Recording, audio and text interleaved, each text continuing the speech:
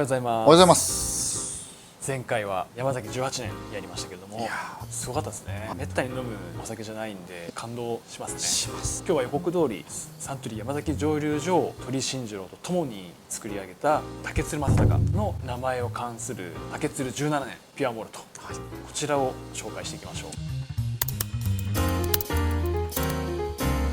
竹鶴17年の会社はご存知ですよね。日課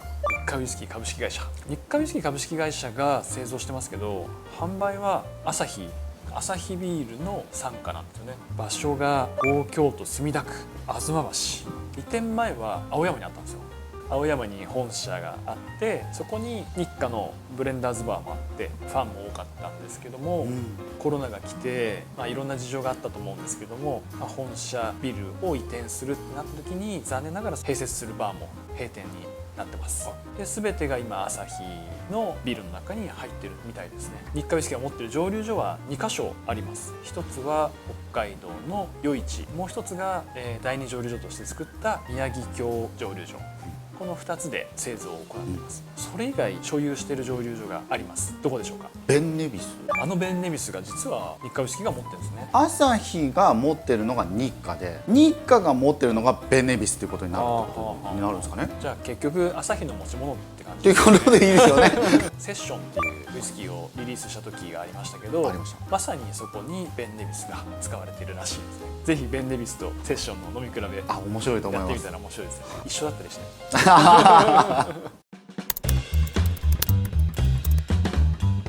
そんな日課ウイスキー、もともと何屋さんだったのかお話していきましょう。日課ウイスキーの前身大日本果汁とさらに歴史を遡ると、竹鶴正隆はサントリーを退社しているじゃないですか。理由っていうのはまずもともと10年契約、それよりも超過してるんですね。10年以上そもそも在籍してしまっていて、契約満了というか、と経営の視点を持っている鳥居慎次郎さんと職人の視点を持っている竹鶴正隆さんとの意見のぶつかり合いもあったというふうにも聞いていますね。その後に満を持して自分でウイスキー蒸留所を作るという決意をされたわけですよね。日本の中で一番スコットランドの気候に近いということで選んだのが北海道余市。ウイスキーって出荷まで最低3年かかります。3年の間の売り上げを作るために何を売ろうかって竹鶴正隆が考えたのがリンゴジュースです。大日本果汁株式会社っていう会社を作りました。それでもやっぱかなり経営が厳しいというのは自伝の中でも書かれてました。でそこから満を持して3年を経てウイスキーを出荷するときに社名変更したわけですね。大日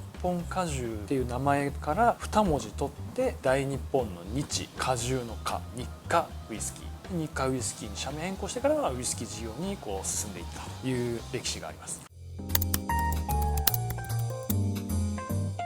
ではテイスティングをしていきましょう。竹鶴17年ピュアモルト、香りがすごいですね。広がりますね。色、琥珀色、結構やっぱ濃いめですね。山崎はシェリーなのでちょっと赤みがかかってましたけど、これはもう黄金色。黄金ですね。次は香り、甘い。やっぱ熟成感あるな。ウッディな感じですかね。ピート感がバランスよくいいニュアンスを出してますね。じゃあ味を。果実味。やっぱさすがリンゴジュースを売ってただけあって、青リンゴとかリンゴの爽やかな甘みがきますよね。芳醇。特徴的なのは余市蒸留所の石炭直火による直接加熱は日本だとほぼないですもんね。静岡蒸留所がやってるだけですかね。あれは薪で薪を使った直火焼きってなんかもう食べ物なんですね。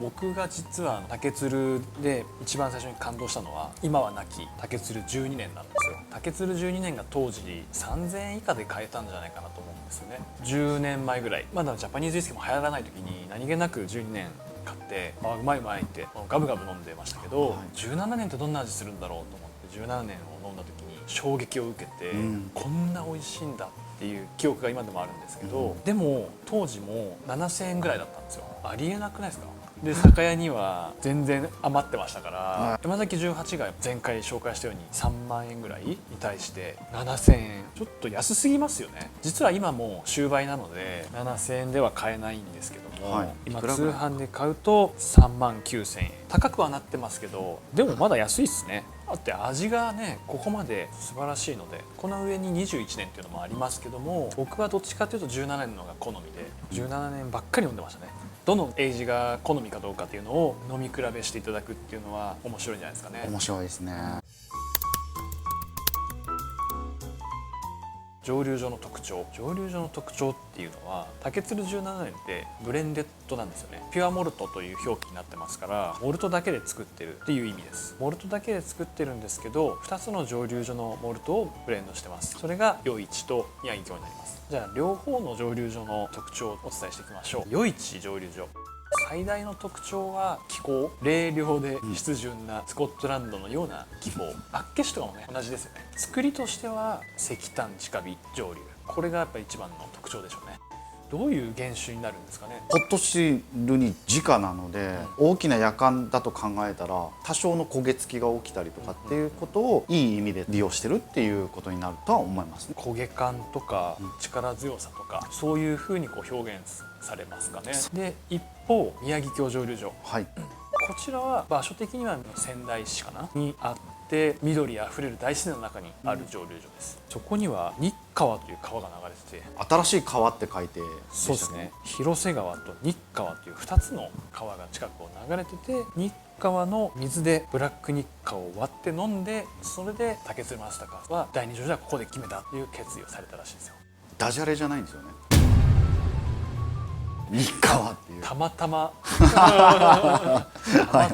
ですけど運命だったのかな、そういうストーリーがねありました。で作ったのは余市を設立してからもう30年後です。結構時間が経ってて、多分竹鶴正隆さんも焦ってたんだと思うんですよね。早く第二蒸留所やりたいっていう、そういう思いがあって宮城京蒸留所ができてます。宮城京蒸留所の特徴、環境というところもありますけども、はい、もう一つ竹鶴正隆がやりたかったこと、カフェモルトってわかりますか？ああ、はい、あれよく間違われるんですよね。こちらですね、カフェモルト、宮城京蒸留所だけにある蒸留機のことなんですけども、皆さんそれをですね、この名前からして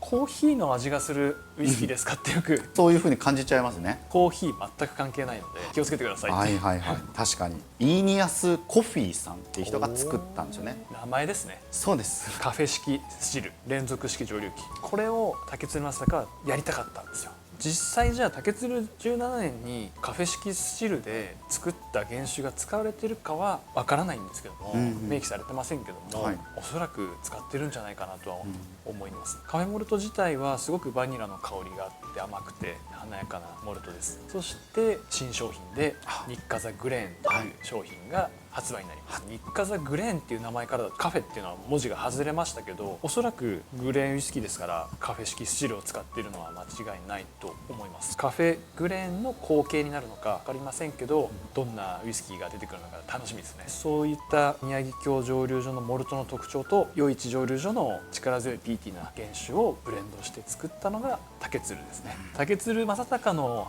ストーリーを語る上でやっぱり欠かせないのが奥様のリタさん。竹鶴正隆がスコットランドに留学中に出会って、当時難しいとされてた国際結婚をされて日本に連れて帰ってきた。でリタさんは竹鶴正隆のウイスキー作りを晩年支えて、余市蒸留所にはリタさん専用のリタハウスが今も残ってますね。余市蒸留所見学に行かれる方はぜひリタさんの存在を意識しながら見学されるといい見学ができるんじゃないかな。余市蒸留所行かれました？いや、行ったことないですよ。僕は余市蒸留所何度も行ってるんですけど、ウイスキー博物館がありまして、そこに竹鶴正隆の歴史が全部展示されてます。サントリーのウイスキー館同様に丸1日いられますね。宮城京蒸留所も行きましたけども、いいですね。宮城京蒸留所は緑に囲まれたところにあって工場のような大きい蒸留所ですね。かなり大量生産をしていこうっていうところなのかなっていうのを感じた蒸留所でした。見学、もともと余市蒸留所も宮城京蒸留所も見学は受け入れてまして、コロナの期間中は休止とかもありましたけども、今はもう再開してます。どちらも無料で行けるものと有料の見学と両方あったと思います。で有料の見学についてはどんな見学になってたんでしたっけ？何個かコースがありまして、余市蒸留所の方で調べたんですけど、試飲もついてる無料見学と1500円で行ける、キエモルトもセミナーとして受けられるもの、工場見学した後にこれとこれとこれの原酒がありますよって、これとこれ飲み比べてみてくださいねっていう風にできるもの、そして4000円のスペシャルコースみたいなのがあります。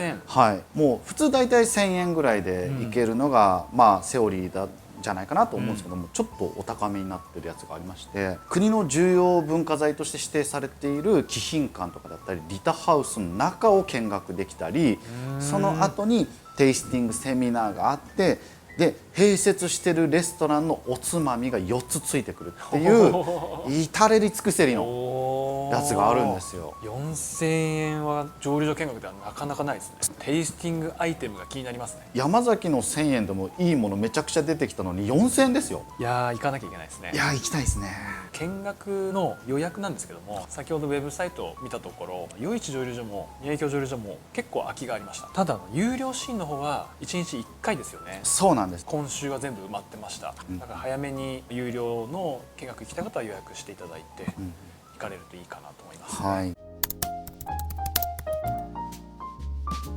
先ほどテイスティングの時にもお話ししましたけども、定価が実は7700円、今はもう終売品なので、7700円で買えることはないんですけども、ネットで買うとだいたい4万円ぐらいっていうなってます。発売したのが割と新しくて2001年、昔からあるイメージありますけど、あります。2001年に発売してます。でこちらをバー深海では当時の7700円の値段を基準に 15mm が770円で、30mm が1540円、45ミリが2310円。ただ市場価格に合わせて価格改定も考えているので、ぜひお早めに今のうちにですね、ご来店いただけたらと。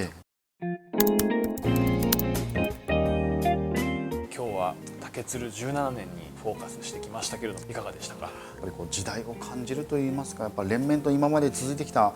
味を受け継いで今もやられてるっていうことがもうちょっと奇跡に近いような気はしますね。彼らが当時情熱を持ってウイスキー作りに取り組んだからこそ、今時代を経てこういう商品を我々は飲ませていただいてますし、バーで商品として取り扱わせてもらっててるという、本当に感謝しなきゃいけないですね。そうですね。じゃあ次回サントリー日課、次はキリンが手掛けるシングルブレンデッドジャパニーズウイスキー富士御殿場蒸留所で製造している商品になります。こちらをご案内していきたいと思います。今日はありがとうございました。ありがとうございました。